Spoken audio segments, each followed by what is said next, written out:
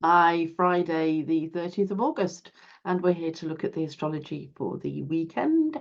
I'm just going to share the chart with you, and there it is. There we go.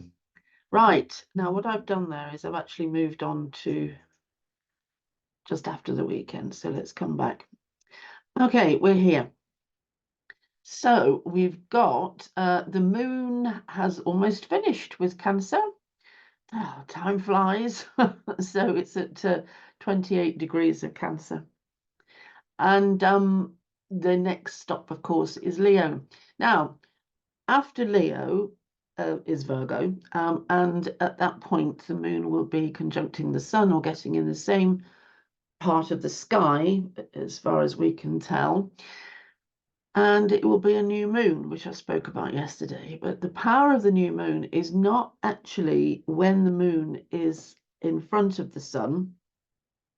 In actual fact, it's not as powerful a time because of the confusion around the two separate planets being in the same place. It's when the moon pulls away from the sun again, goes over this way, and after a day or two, depending where you are on the Earth, you then see the first tiny sliver, the crescent moon, just above the horizon after the sun has set. That is the most powerful time. And anyway, so that's we can look at that another time. I did speak about it yesterday. What we are going to look at, additionally, what we're going to look at now is Mercury is going to be trine Chiron, and Mars is going to square Neptune. So let's look at those. So Mercury is here, and it's at 21 of Leo. Now, Chiron is at 23 of Aries. So because these are both fire signs, they are roughly 120 degrees apart.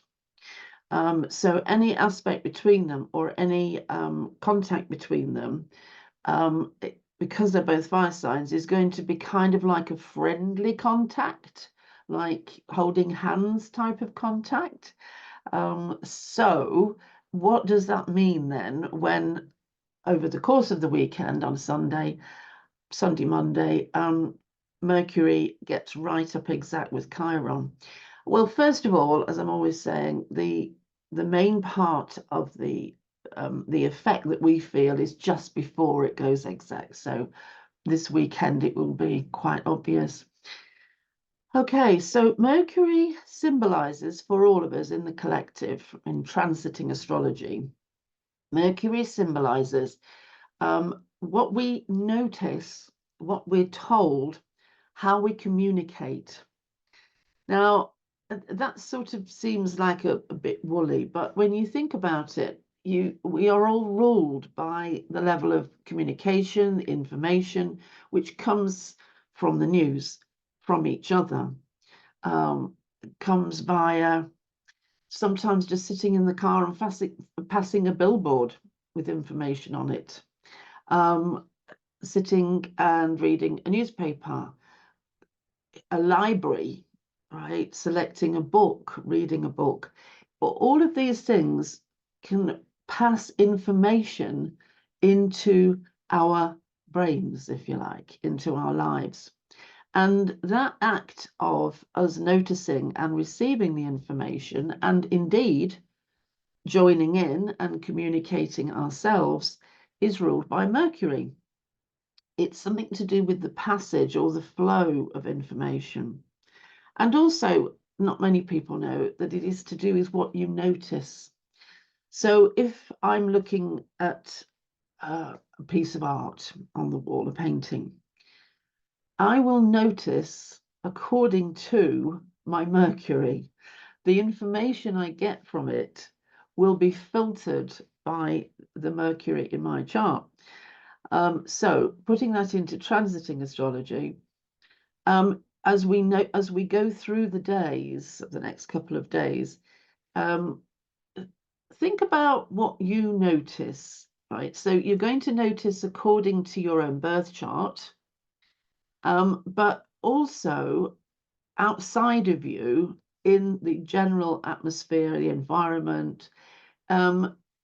Mercury is in Leo and is flagging up other things to notice. So things to do with Leo, so drama, color, warmth, excitement, playfulness, adventure. And as Mercury approaches Chiron, then it links with Chiron and it exchanges with Chiron. Now, what is the exchange with Chiron? Okay, so Chiron is known as the wounded healer in astrology, and in mythology, he heads a herd of centaurs, which are half horse, half man, and they live in the wilds in the forests outside of Olympus. He is famed for his ability to heal, and he's a great teacher and a scholar. So he teaches battle tactics, archery, naturopathy, herbalism.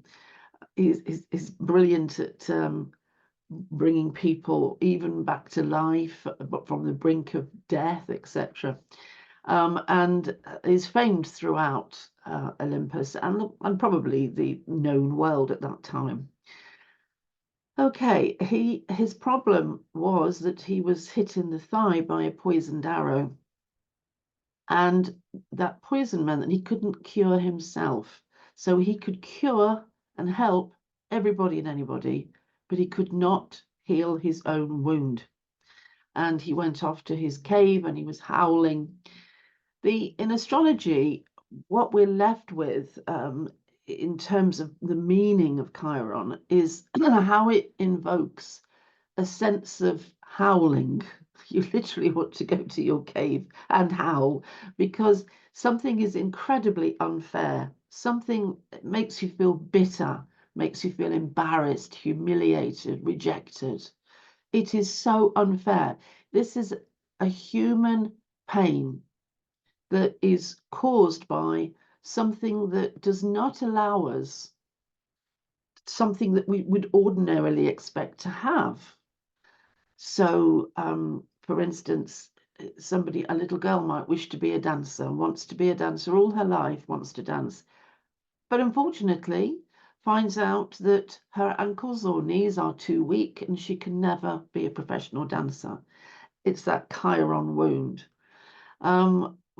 Somebody may find that they feel bitterly humiliated and under resourced when it comes to standing up and being strong and sticking up for themselves. So they become very sort of insipid and sorry and then feel genuinely, bitterness with themselves at their apparent lack of ability to stand up for themselves. And so the list goes on.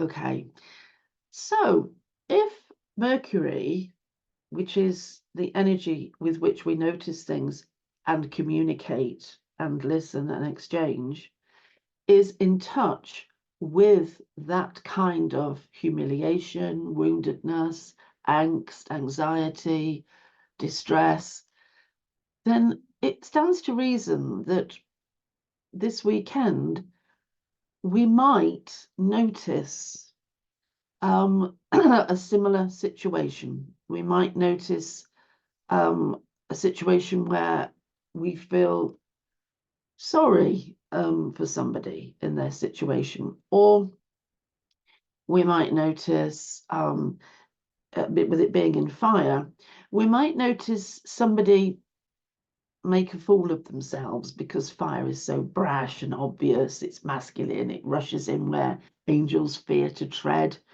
And so then we might witness somebody extending themselves too far and oops, making a bit of a bloomer and regretting it.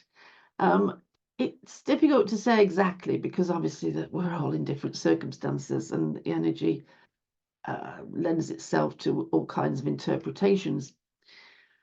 But anyway, that's one thing. The other thing is that it is a time for us to take the confidence of fire and spirit. Fire and spirit are the same thing. deity resides in fire spirit, to take the confidence of that and to examine our wounds and try to climb above the things that drag us down and make us feel worthless, and make us struggle with our self-esteem, make us feel humiliated. Try to find a way around it. Try to use Mercury to do that. So when I say use Mercury, I'm talking about think about it and use your head, your brain, your intelligence, and think, okay, what can I do? Look around for something that you think, oh, yeah, actually, yes, okay. Oh, that's a good idea. Yes, I'll do that. Or talk to people who might go, well, have you thought about this? Oh, wow. No, I haven't. It's a time for thinking about a new approach, a positive approach, to something that you may have just hidden before or pushed back into your shadow world because you just can't bear it. So I hope that's helpful. And then the other thing we've got Mars square Neptune. Okay, so Neptune represents a pining and a yearning and a longing for something that we can't reach, or something that makes us yearn for. In actual fact, what it is meant to do is make us yearn for the spirit world that we once lived in before this dimension appeared. And we took these bodies and single lives, single existences, instead of being merged into the great white light. And so we feel a loss for that Garden of Eden. Okay. Some of us feel such a loss that we substitute that for addictions of some kind, which can be as simple as a sugar addiction, or it can go into drug addiction, alcohol addiction, gambling addiction, those kind of things. Sex addiction. Oh, yes, you could get sex addiction. Anyway, so Mars squaring it. Now this time the angle between them is 90 degrees, it's a square, and so that is an angle which forces something to happen. So Mars is, with all its testosterone and energy and adrenaline, just pure energy, is forcing something, pushing against the Neptune of our world. And so the pining and yearning and longing for something dreamy, something beautiful, something perfect, something which is comforting, and yielding is pressured.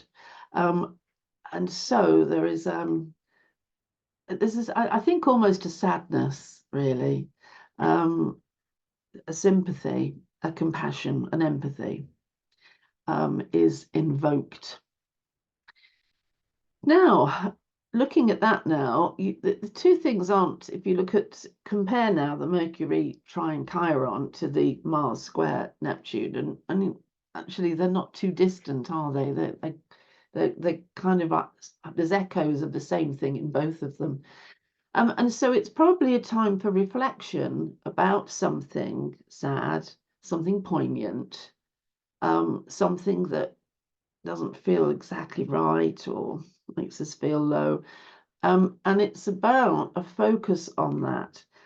And the best antidote, the best cure for this is to be aware of it and to be at peace with it and to treasure it. We can't cure anything that isn't first felt.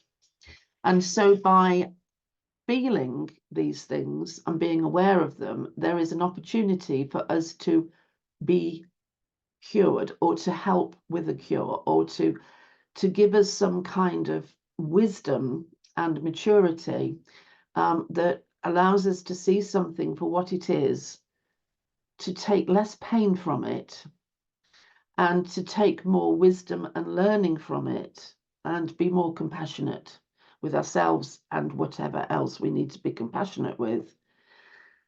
When these things, these tender, sensitive things come up, it's an opportunity for us to find empathy, to find compassion. And finding that empathy and compassion and working with it and being sympathetic is really the best kind of human being that we can possibly be.